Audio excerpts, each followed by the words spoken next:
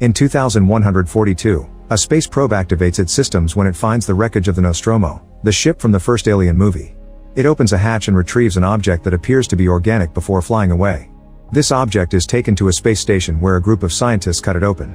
Half of the object is taken away for research, while the half left behind reveals to have an alien known as Xenomorph inside. 6 months later, Rain talks to an employee from the Weyland-Yutani Corporation, which is in control of this mining colony. Rain explains she's met her work quota and she should be free to go. However, the clerk tells her that due to a shortage of workers, she isn't eligible to leave and will be transferred to the mines instead. The system has updated her quota so she'll be released from contract in 5 years. At that moment, Rain notices her adopted brother Andy is being beaten up by some punks. She runs to scare them away and checks on Andy, who is bleeding white because he's an android. Using a special chip, Rain resets Andy to calm him down. Then Rain gets a message from her ex Tyler, who asks her to come over. When the siblings make it to Tyler's ship the Corbelan, Tyler and his family explain that a derelict spaceship is drifting in orbit above the colony. This ship has multiple hypersleep chambers and if they salvage them, they could finally escape the colony. They want Rain to join them because she can bring Andy, who can connect with the ship's computer and release any locks they may encounter. Soon the Corbelan takes off and Tyler's cousin Bjorn shows off a neat fire trick with his lighter. The ship shakes a lot because of the ongoing storm, but once they manage to fly above the clouds, it's smooth sailing. When they finally find the derelict ship, they're surprised to discover it's a whole station. It's also closer to the rings than they thought and they calculate it'll crash in 36 hours. However, Tyler tells them not to worry because they should be in and out in 30 minutes. In private, Rain asks Andy if he's sure he wants to continue and Andy says yes because he only has one directive programmed by her dad, to make Rain happy. Once the ship connects to the station, Tyler, Bjorn, and Andy go aboard with a temp scanner. Andy puts his finger inside the first lock and the trio gets inside, although they have to move through a very narrow passage. The station's artificial gravity goes through a purge every few minutes, meaning it's constantly turning on and off. Eventually the group leaves the passage and floats into a room where they find the pods. At that moment the gravity goes off and Bjorn falls, so Andy accesses the station's computer to turn on the power and get gravity under control. Next they check on the pods, but unfortunately they discover they don't have enough fuel to last the 9-year trip to the nearest planet. Tyler rejects the pods for the Corbelan to pick up while he and his partners go looking for more fuel. Bjorn's sister Navarro pilots the Corbelan and picks up the pods with no issues. While Rain takes care of Tyler's sister Kay because she's throwing up, Navarro goes to check on the pods. Once they're alone, Kay admits she's pregnant and asks Rain to keep the secret. In the station, the trio is still searching when suddenly they hear a recording talking about the station. Just like the mines, it belongs to the Weyland-Yutani Corporation. The station is named Renaissance and is divided into 2 parts, Romulus and Remus. Paintings on the walls confirm the names come from the famous myth. While they look around, Bjorn gets annoyed by Andy's presence because he hates androids, so he reveals Andy can't come with them when they leave. Tyler is sad to confirm this, explaining the planet they'll go to doesn't allow androids. However, Andy says it's fine because what's best for Rain, it's what's best for him. Moments later the trio makes it to a deserted yet active lab. Bjorn finds a stun rod and while he plays around with it, he almost falls into a hole in the ground, but Andy grabs him just in time. They also find a damaged android and notice both he and the hole were destroyed by some kind of chemical spill. The boys keep going until they get to the cryo chamber, where the door only opens halfway. The gap is big enough for them to come in and they discover the room is flooded. Tyler and Bjorn attempt to retrieve the fuel from the compartment, only for Bjorn to freeze his fingers in the process. At that moment an alarm goes off and the door closes, leaving them trapped. Andy tries opening the lock but can't because it requires higher clearance. The computer in the neighboring room indicates that inside the cryo chamber there are frozen aliens known as facehuggers who are starting to awaken. Navarro and Rain have no choice but to board the station to save their friends. Rain finds the destroyed android and wants to check if she can transfer its credentials to Andy. The android wakes up and tries to attack Rain, so Navarro quickly removes its module to shut it down. The girls run to the lab and give the guys the module through a narrow gap on the door. Tyler puts the module inside Andy, who freezes while he reboots. At that moment the facehuggers finish awakening and come out of the pods to hid in the water. A facehugger finds Bjorn and grabs his leg, making him fall. Then the alien jumps on his face, but Bjorn manages to pull it off and throws it against the door. At the same time Tyler dodges a facehugger in the water, but there's another one climbing on Andy who makes a jump and lands on Tyler's face. As it tries to insert its appendage into Tyler's mouth, Bjorn uses the stun rod to make the alien fall off. An unconscious Tyler falls into the water while the facehugger attacks Bjorn, who manages to defend himself. Rain tries to open the door by force but Navarro refuses to help because she's afraid the aliens will escape. Bjorn continues to fight the aliens while a facehugger goes after Tyler, who is now waking up. Thankfully Andy also awakens and grabs the alien by the tail to kill it by throwing it at the lights. Then Andy touches the lock and this time the door does open, so the guys immediately escape. Unfortunately, a gap is left and the facehuggers work together to open it again.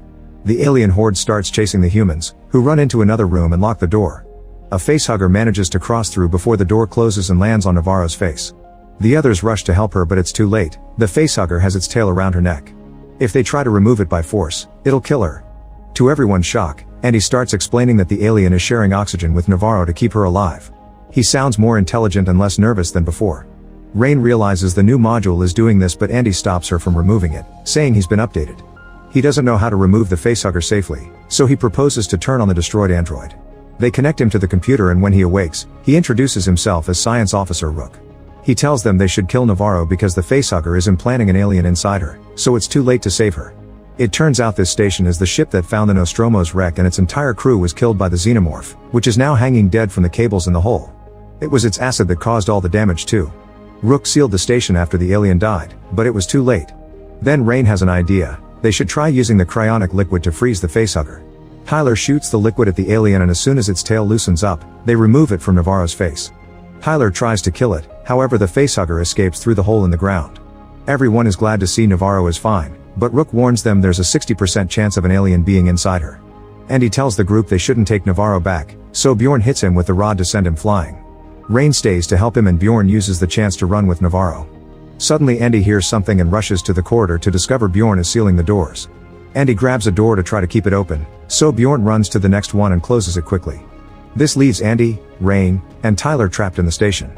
Navarro detaches the Corbelan from the station, but before it can go far, she starts feeling sick.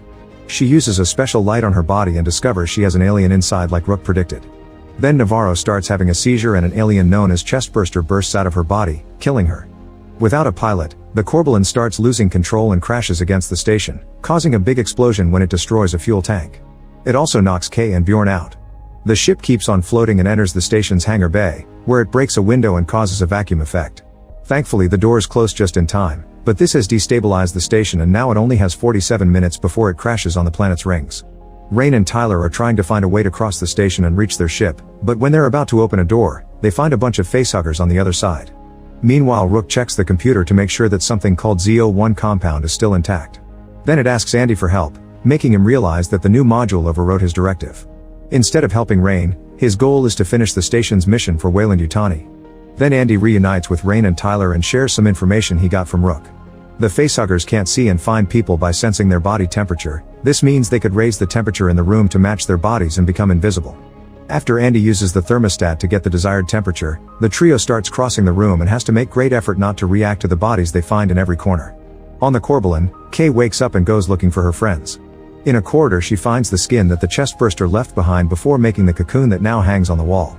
At that moment Bjorn finds her and makes her step back before inserting the rod into the cocoon to electrocute it until the alien's acid destroys the stick. This attack isn't enough, and the creature's tail comes out to slash Bjorn's face. Acid keeps pouring out and falls on Bjorn until it kills him. As a new xenomorph starts coming out of the cocoon, Kay rushes to the door but can't open it, so she calls Tyler.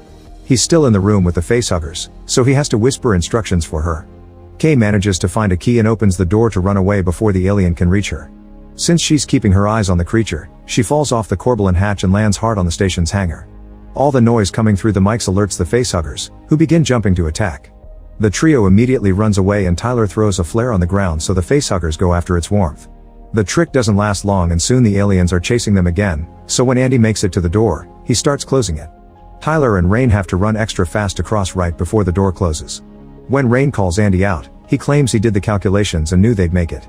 With only 30 minutes left before crashing, the sprinklers activate in the hangar bay and Kay wakes up. She can hear the alien coming and hides before it can see her. The xenomorph walks right above her, and once it's left, Kay tries reaching the hangar door only to activate the alarm. At that moment the trio appears on the other side of the door, but Andy refuses to open it. He can see the xenomorph waiting, which means it's using Kay as bait. Rain tells him that Kay is pregnant to appeal to his pity, but it doesn't work. Soon the xenomorph gets tired of waiting and takes Kay away. A furious Rain slaps Andy and asks him about his directive, so he says he must choose what's best for the company. Then Andy makes Rain and Tyler get in the elevator while explaining he must finish the mission, so Rook will open the hangar door and let them leave. They arrive at a lab and find a capsule full of a strange liquid. Rook appears on the computer screen and tells them that humanity was never meant to explore the universe because their bodies can't take it, so Weyland-Yutani created this station to study the aliens and use their fluids to enhance humans. This ZO1 compound is the black liquid seen in Prometheus. In a video they see a rat getting crushed almost to death, but after the scientists injected it with the compound, it healed instantly. Andy grabs all the compound samples and gets ready to take them to the colony, but Rain stops him when she sees the xenomorph on the security camera. Then Andy gets 2 pulse rifles from a cabinet and gives them to Rain and Tyler, telling them to only shoot if it's absolutely necessary because if the alien bleeds acid, it'll cause a hull breach. The trio leaves the lab, unaware that the video is still playing. It turns out the rat mutated into the dead monster they saw inside a box. With only 20 minutes before impact, the trio begins crossing the station and finds lots of xenomorph resin, which means there's more than one around. When Andy turns on the lights in the next corridor, they're disgusted to see a full alien hive on the walls. Andy and Rain want to go back and find another corridor, but Tyler hears Kay's voice and rushes into the hive. Rain follows him and they see tons of bodies cocooned with the alien goo, including Kay's. The duo pulls her out and Andy appears to point out she hasn't been implanted yet because there's no dead facehugger at her feet. Her pulse is still very weak, so Andy offers a compound injection to help her. Before Tyler can use it, Rain stops him because she's wary of the substance and tells him Kay may survive if they take her to a cryo chamber. At that moment they hear a xenomorph screeching and approaching, so they run out of the hive into another room. There's another xenomorph there and it tries to stab Rain with its tail, but Tyler jumps in to protect her and gets stabbed instead. Then the alien uses Tyler's body to hit Andy and incapacitate him before dragging Tyler into the hive, where more creatures surround him and kill him. Rain and Kay rush into the elevator and manage to escape before the aliens reach them. However, Rain can't stop thinking about her brother, so she drops Kay and the samples at the hangar bay, telling her to go back to the colony on the Corbalin. After Rain leaves, Kay worries about her baby and decides to inject herself with the compound. With only 10 minutes left before impact, Rain makes it to the hive and removes the module from Andy before resetting him. When he wakes up, he's his old self again. The xenomorphs are coming closer and the duo runs away, but Rook refuses to open the doors for them because it may put the compound at risk. While Rain furiously shoots the screen, Rook appears on the Corbalin system and asks Kay to give him access to the ship. Rain disables the station's gravity and starts shooting at the xenomorphs. Now their acid blood floats around instead of falling on the hull. With Andy holding her down, Rain shoots every creature without mercy until all of them are dead. Then the duo starts navigating the corridors while carefully avoiding the acid, however Rain almost crashes against it so she shoots her rifle to force a fall. Eventually the duo makes it to the elevator shaft and plan to go up climbing since the elevator can't work without gravity. Andy makes a jump but Rain can't move because a xenomorph grabs her leg. She immediately shoots its arm and begins floating up, unaware that the acid has created a hole in the door.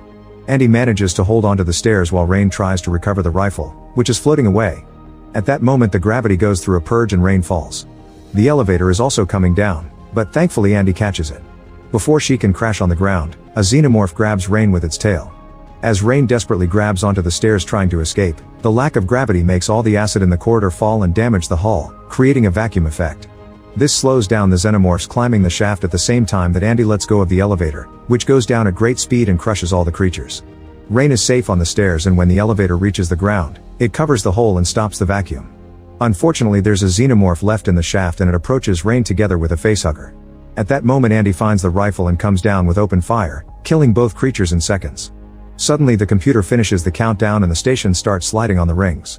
Andy and Rain finally make to the ship and find Kay unconscious. Rain immediately activates the ship's autopilot and the Corbalin manages to fly out of the station right before it fully crashes on the rings.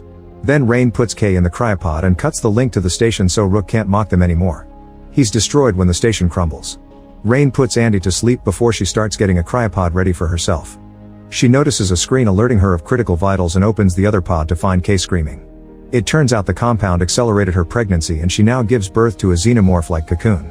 Rain immediately cuts the umbilical cord and takes it away to destroy it, but she has to drop it when she sees the acid. The cocoon opens, revealing a creepy baby inside. The acid burns through the floor and the cocoon lands in the cargo bay. When the ship detects that the cargo has been compromised, it shuts down the autopilot and changes it to manual. With a freezing ray in hand, Rain runs to the cargo bay and finds the cocoon empty, so she starts following the monstrous footprints. At the same time Andy wakes up and checks on Kay, who is producing a mucus-like substance instead of milk. Her now grown child appears and strikes down Andy before moving on top of its mother to feed, killing her. Rain shows up and tries to attack it, but the creature quickly disarms her and knocks her down. The broken freezing ray ejects frosty smoke that distracts the creature while Rain runs back to Andy, but he's too heavy to move. She sees the creature coming after her, so Rain runs away alone and locks the door behind her. The temperature is going down very quickly in this room too, thus Rain puts on a space suit to survive. As the creature starts forcing the door open, Rain jumps into the cargo bay and begins to disengage the manual locks, intending to eject the entire bay with the monster. She opens the first 3 locks very quickly, but before she can do the 4th, the creature strikes her down. Rain notices the cocoon nearby and tips it over, letting the acid melt through the floor.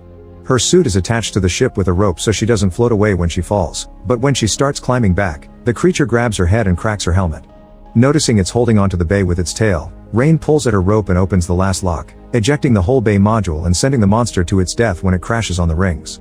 The ship is falling too close to the rings and the sensors reactive the autopilot, so Rain gets to climb back safely before the Corbelan flies away. Moments later, Rain places Andy's damaged body in a cryopod, removing his module and promising to fix him before entering a pod herself, hoping they'll reach a planet alive.